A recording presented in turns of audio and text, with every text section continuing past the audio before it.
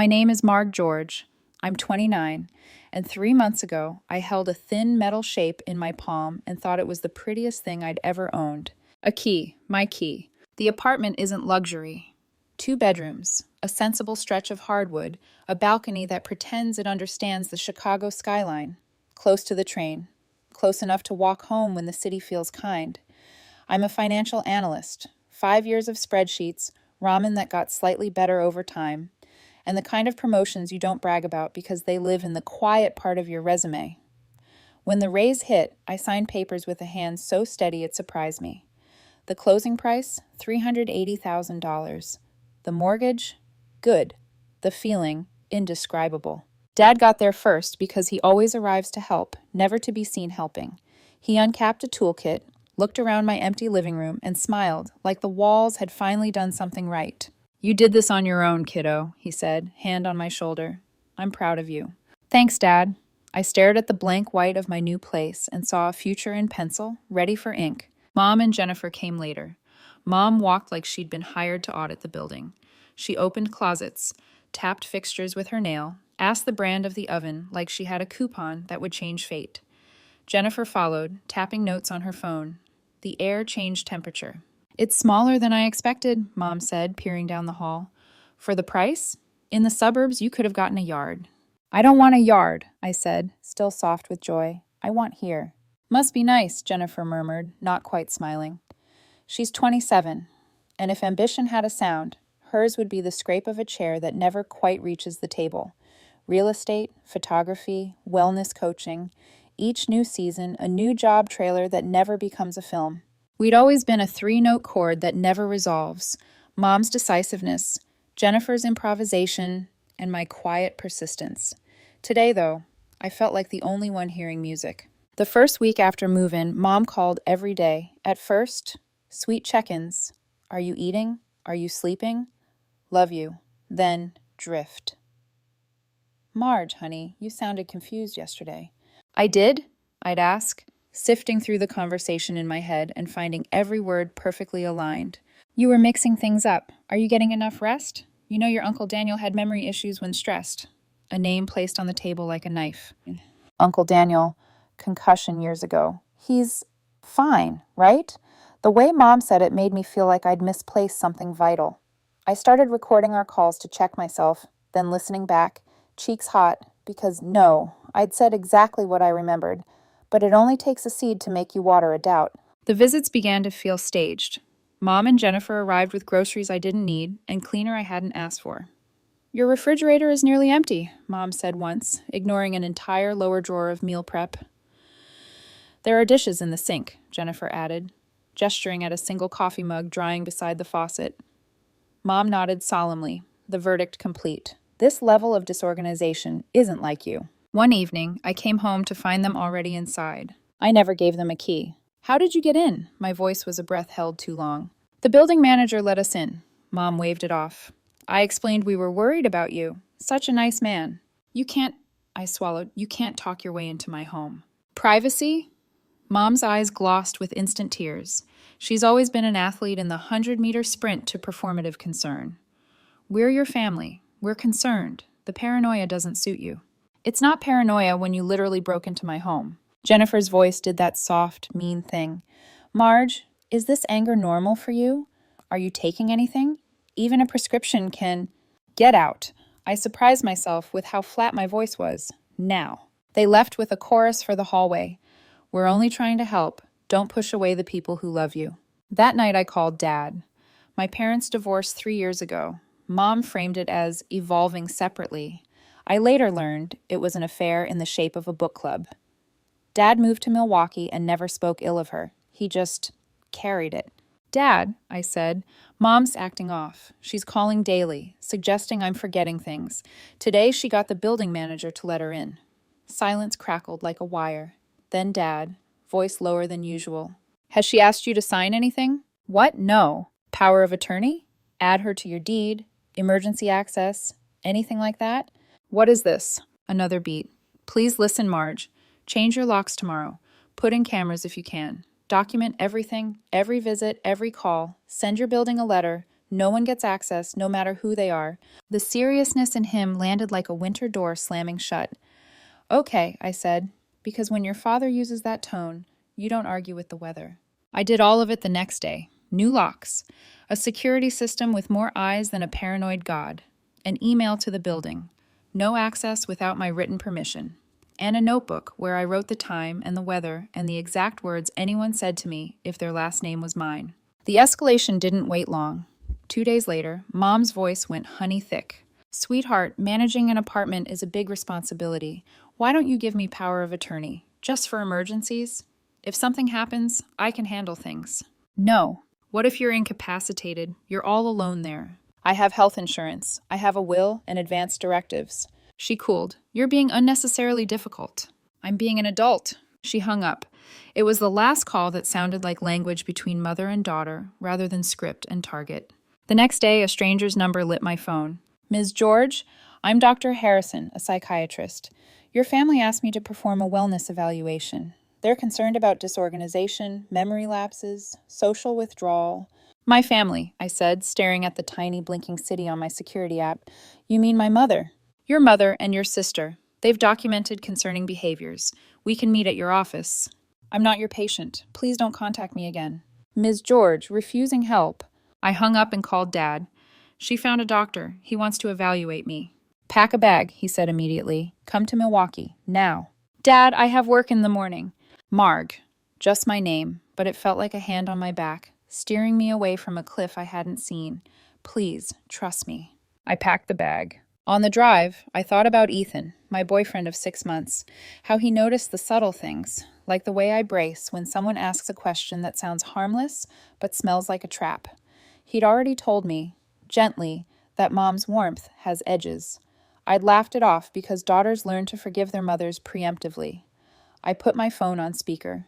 Where are you? Ethan asked. Driving to Dad's, it's a lot. I'll stay on the line, he said, and did, through tolls and silence and the thrum of my tires writing fear in Morse code. Dad's apartment is small but breathable.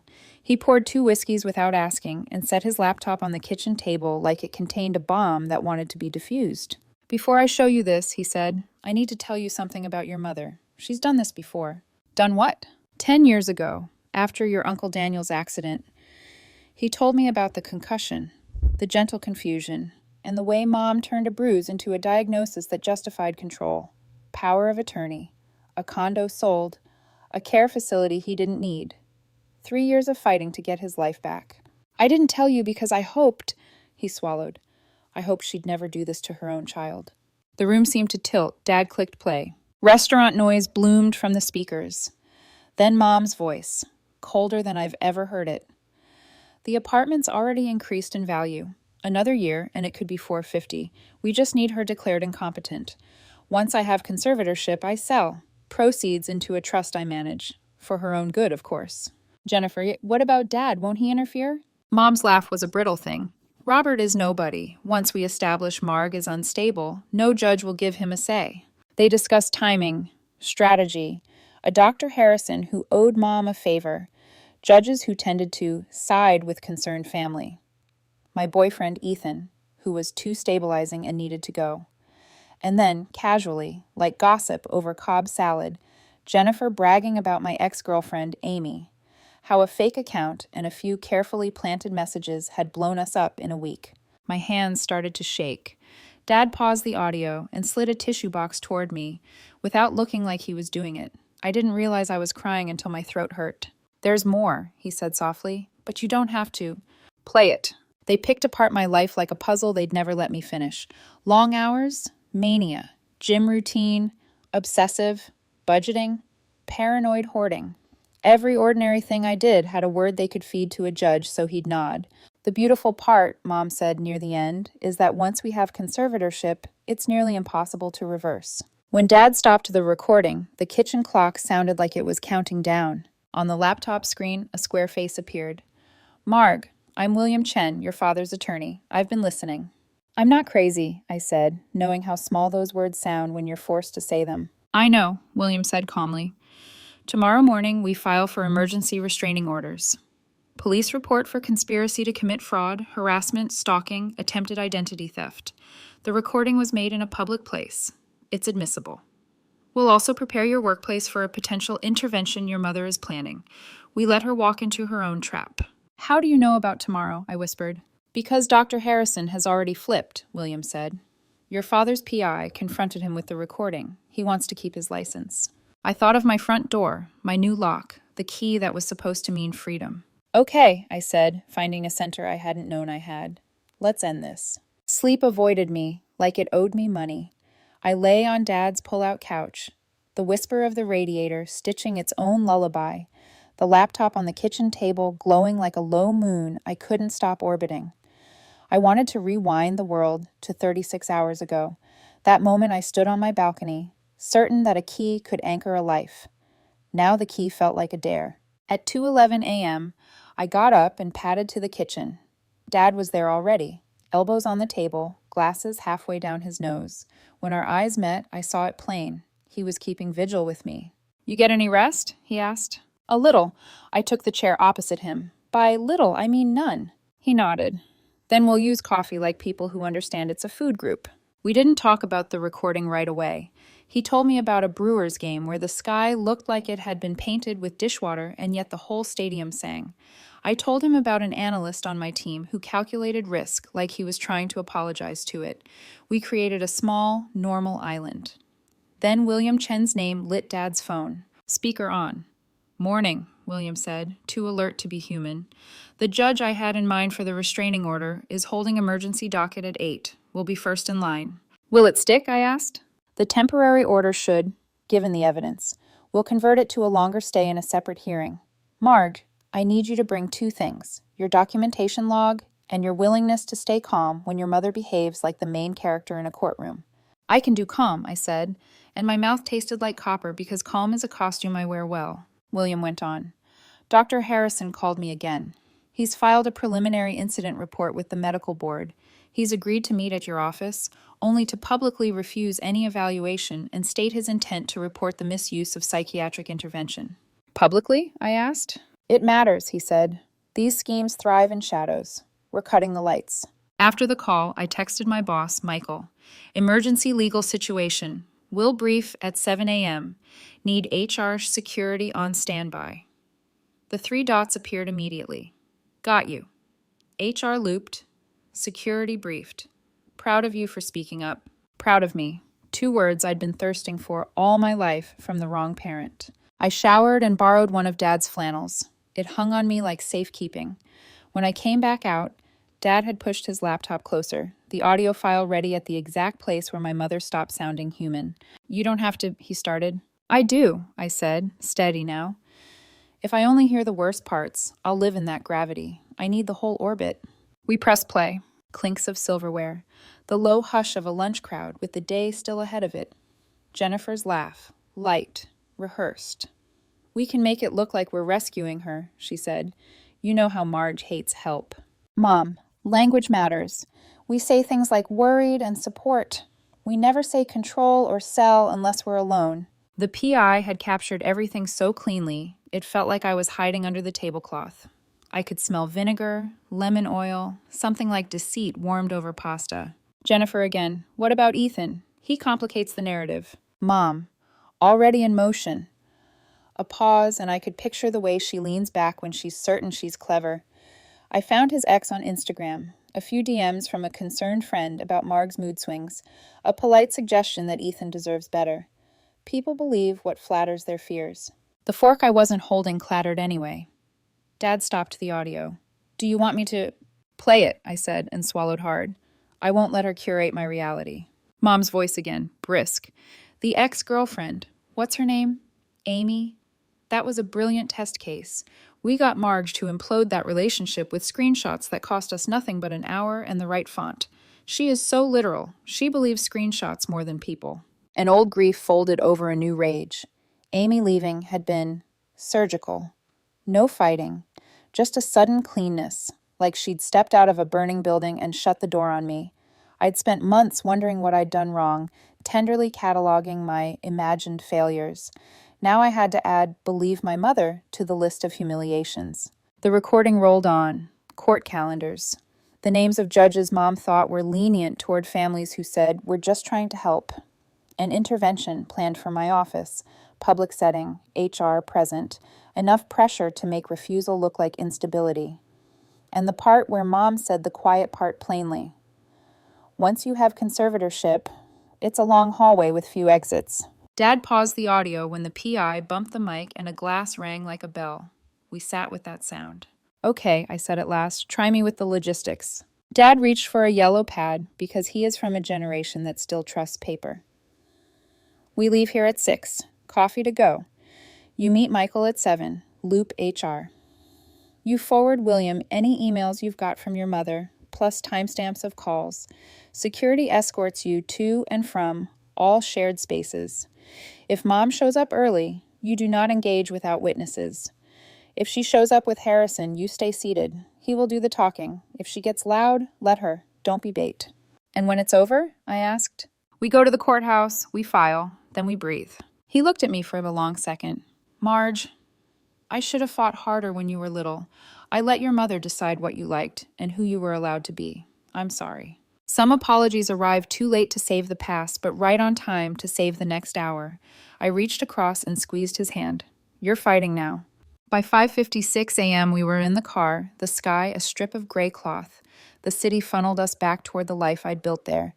I texted Ethan, "Big day, I'll call after." He replied with a single word, "With you." One word, two meanings. With you as in beside you. With you as in on your side. I let it sit like a small, hot stone in my pocket. At my office, Michael was already waiting in the lobby with Nancy from HR and a security guard whose posture told me this was not his first messy family morning. We took a conference room with frosted glass. I briefed them, the calls, the locks, the audio. I told them what William had said, what Dr. Harrison planned to do. I did not cry. The trick to not crying is to let your anger take shape before your grief does. Nancy slid a tissue box toward me anyway. "We have an employee assistance counselor on standby if you want to debrief later," she said. "And Marge?" "Whatever happens in here today, this will not affect your standing. You have our support." I nodded. "Thank you." At 10:56 a.m., security radioed that my mother had arrived with a younger woman and a man in a suit. Right on schedule. I placed the audio file on my desktop and set the volume low. Michael stood, a quiet wall. Nancy opened a folder like a shield. I folded my hands because they needed something to do. The door swung open and there she was, beautiful in the way that makes strangers smile and daughters go cold. Patricia, my mother, carrying concern like a bouquet that pricks. Jennifer at her shoulder, phone in hand, the faithful scribe. Dr. Harrison behind them, face the color of paper. "Marge," Mom began, voice trembling on cue, "we're here because we love you and—" "Mrs. George," Nancy said. Professional warmth turned to steel. "Before anything is said, I want to be clear. This is a workplace. There are boundaries. If this conversation continues, it will be documented and witnessed. Is that understood?" "Yes, of course," Mom breathed, then turned to me with eyes that could water a stone. "Sweetheart, you've been so confused lately. We're worried." "Dr. Harrison?" I asked, keeping my gaze on the only person in the room who had a license on the line. "Do you have something you want to say?" His Adam's apple bobbed. "Yes," he cleared his throat. "I will not be evaluating Ms. George. What I was asked to do violates ethical standards. I intend to file a report with the medical board."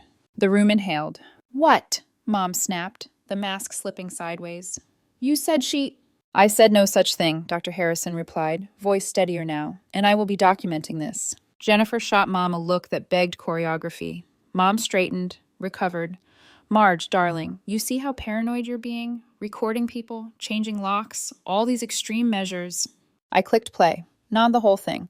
Just the 21 seconds where she says, "Declare incompetent, conservatorship, sell, trust I manage."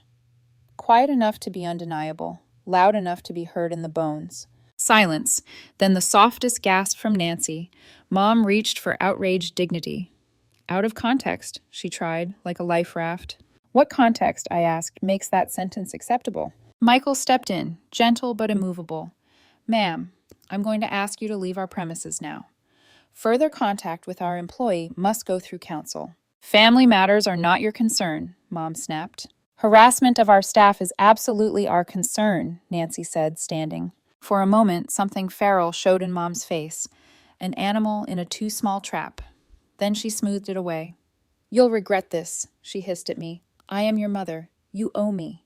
I owe you nothing, I said evenly. Please leave. Security escorted them out.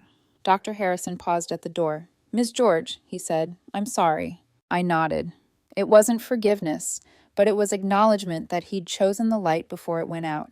When the door clicked shut, I exhaled so hard I swayed. Michael's hand hovered near my shoulder, not touching, asking permission. I straightened. Courthouse? I asked Dad. Courthouse, he said. We walked. The November sun was thin, but it existed anyway. Outside the building, my phone buzzed. Unknown number, immediately blocked. Another buzz. A social media post from Mom's account, lamenting her sick daughter's paranoia and the heartbreak of being pushed away. I screenshotted it and forwarded it to William with a subject line that might as well have been evidence. In the lobby of the courthouse, a woman with a stroller looked at me and then at my father and smiled the way people do at ordinary love. I understood something then. Some victories are loud, like jury verdicts. Others are quiet, like a hallway where your father waits beside you while you sign your name. We were first on the emergency docket. William was already there, calm in a way that felt like engineering, weight distributed, load-bearing. He took my documentation log, the audio, the screenshots, the dates, the names. He asked me to breathe. I did. When the clerk called my name, I stood. On paper, the order would be temporary. In my body, I wanted it etched in steel. The emergency order was signed in less than 10 minutes. The judge didn't even hide her expression. Half disbelief, half disgust, as William played a snippet of the restaurant recording. When Patricia's voice said, "Once I have conservatorship, it's nearly impossible to reverse," the judge's jaw clenched. She stamped the order, slid it across the bench. Effective immediately. Stay away distance, 500 feet. You'll need full hearings to extend it, but this will protect you until then. I nodded, though my hands trembled so badly I had to hold the pen in both. The stamp's sound, thunk, echoed like a door closing. When we walked out of the courtroom, Dad's eyes were damp. He didn't say anything, just put a hand on my shoulder. That single touch felt like armor. We had protection now, but William warned me, this isn't over. Patricia doesn't lose gracefully.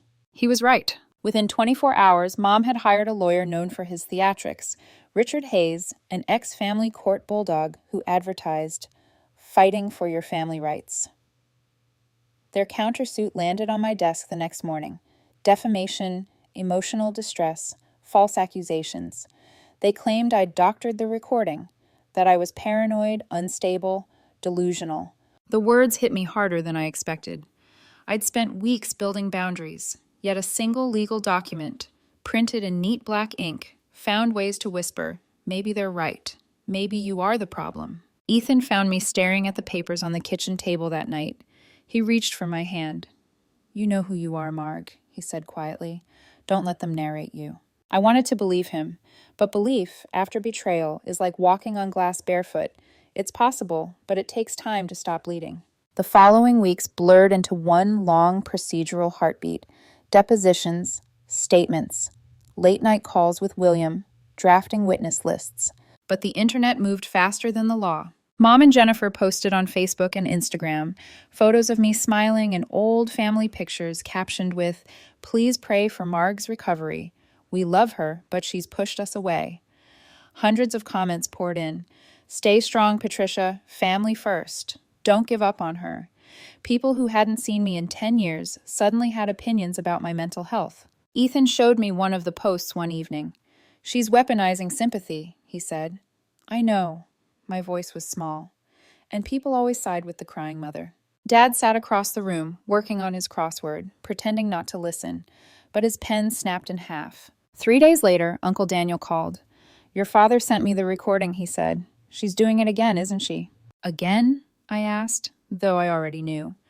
"I told myself she wouldn't repeat the pattern," he sighed. "But people like Patricia don't change. They just refine." He told me he was willing to testify. He still had medical records, court transcripts, and even bank statements showing how she drained his accounts while claiming to care for him. Use it all, he said.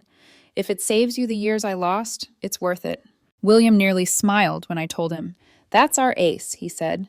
Pattern of behavior, prior victim. This changes everything. Meanwhile, work became both sanctuary and spotlight. Michael, my manager, was unwavering.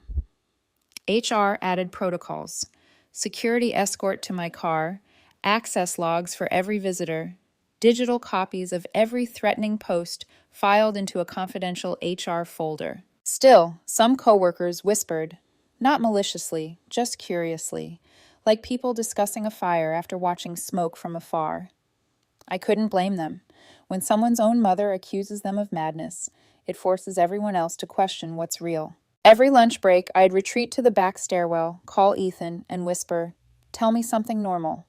He'd reply with the most ordinary thing he could think of. My coworker spilled coffee on his tie. Traffic's awful. The dog next door learned how to open the fridge. Those small details stitched me back to reality, one mundane thread at a time.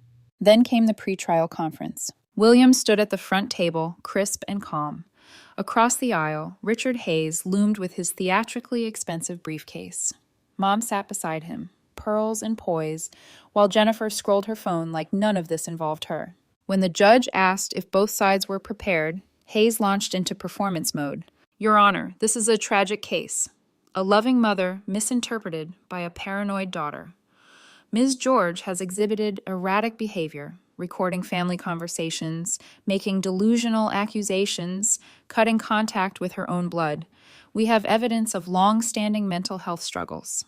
I almost laughed. The only thing long-standing was their greed. William rose. Your Honor, if Ms. George is unstable, perhaps you can explain why we have a recording of Mrs. George and her daughter plotting to commit fraud, or why a licensed psychiatrist has filed a report with the medical board describing the coercion he experienced, or why Mrs. George has a previous record of conservatorship abuse against her brother. Hayes tried to interrupt, but the judge silenced him with a look that could freeze glass. Then William added, and Your Honor, there's one more thing. The private investigator has additional recordings, multiple lunches, multiple conversations, all consistent with an ongoing scheme. Mom's face drained of color. The judge exhaled through her nose. Full trial scheduled. I want every minute of those recordings transcribed. As we left the room, Jennifer caught my eye. Her mouth moved soundlessly, but I read the words anyway. I'm sorry. I didn't respond. Sorry was currency that meant nothing when your hands were still dirty. Weeks passed. The case gained local attention. A whisper of the family fraud case that circulated through courthouse halls. Reporters waited outside hearings. Patricia wore her grief like an accessory, telling them, all I ever wanted was to help my daughter. It might have worked, if not for Uncle Daniel's flight from Arizona. He arrived in Milwaukee, pale but resolute, clutching a weathered folder. I'm not doing this for revenge, he told me. I'm doing it so she stops.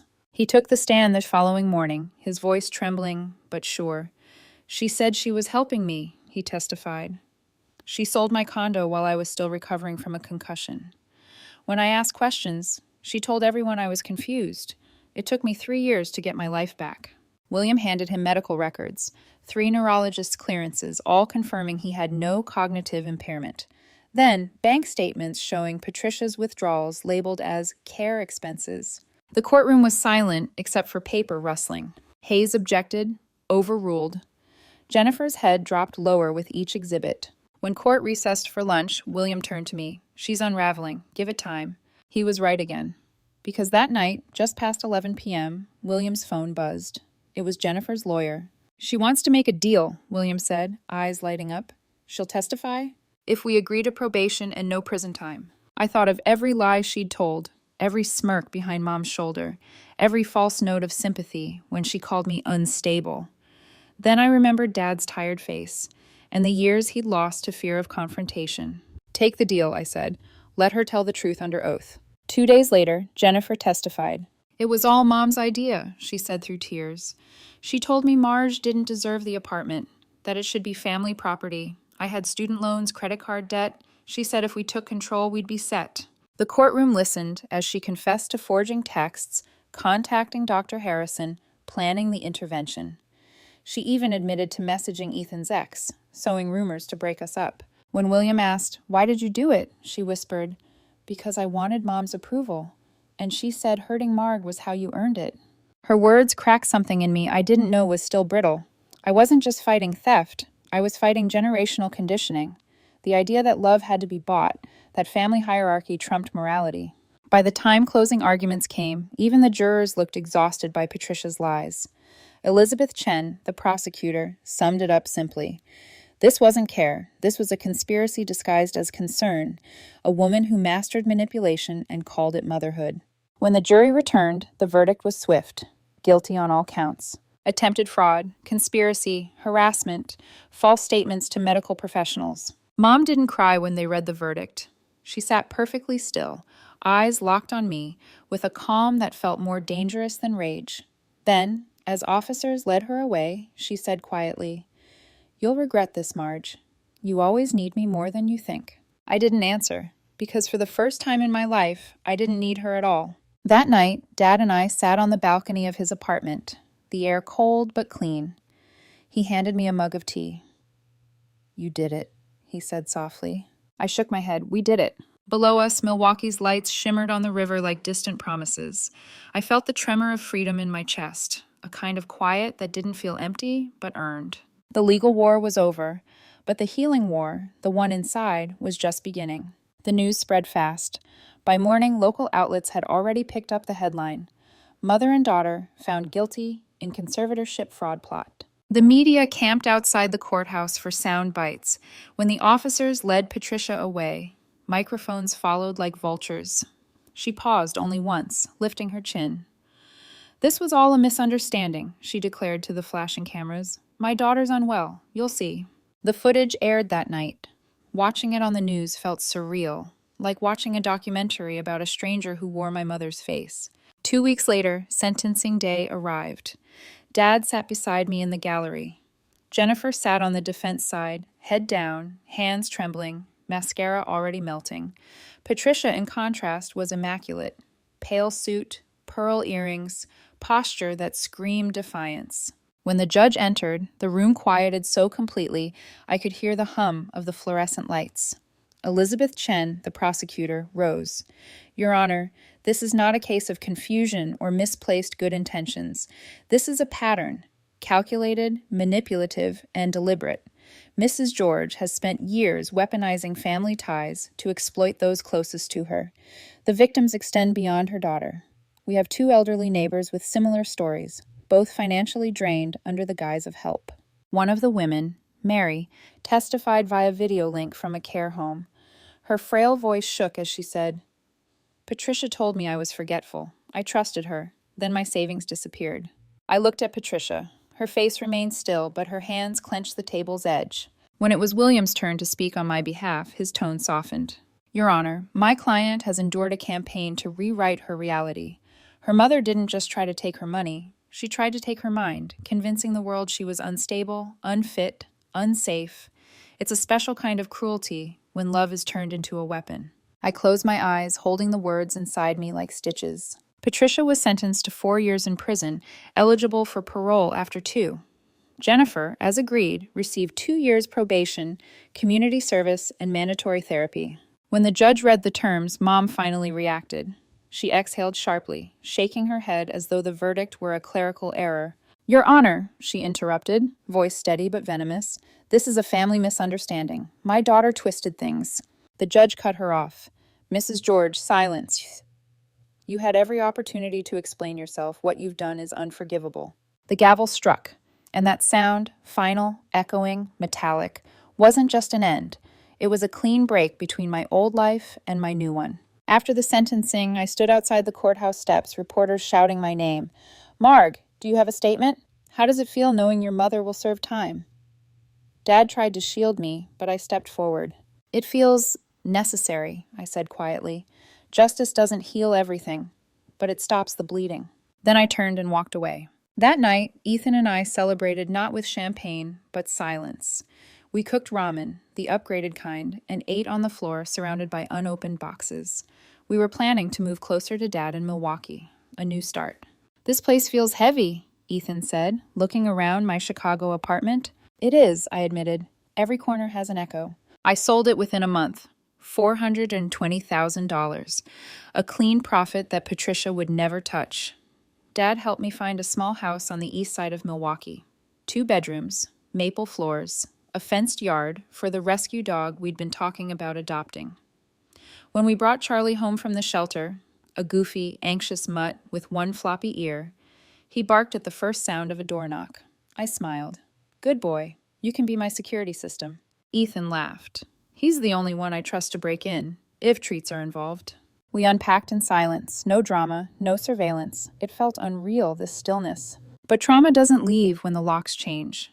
It lingers in the small things. When the doorbell rings, when someone asks if you're sure about something, when you misplace your keys and your heartbeat spikes because part of you wonders if someone else has them. Dad noticed.